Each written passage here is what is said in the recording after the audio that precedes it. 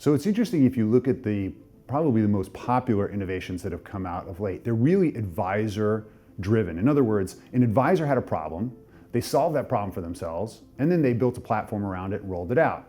Many of them failed, but the ones that really didn't fail, the ones that have taken off and now changing the industry, actually include many of the robo-advisors who actually came from people in industry. CRM platforms, portfolio trading, even Asset Map itself really came out of the necessity to innovate an experience that was not optimal.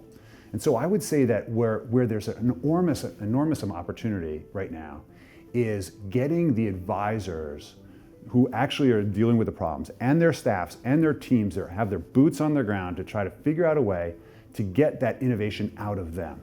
Imagine that your staff in a financial services firm has a better way of doing something. If they are not empowered to actually elevate that idea and bring it to someone who could say, "Gosh, we could do this just incrementally better," then that idea gets lost.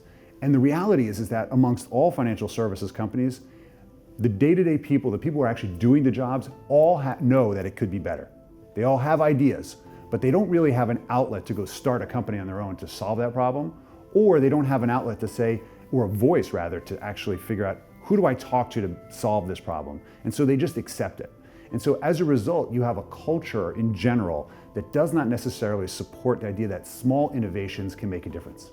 And so going back to the idea that big innovations are what tends to move through the system, the ones that get approved and get the kind of big check behind it, these are not necessary. These are huge bets that have a high probability of fail.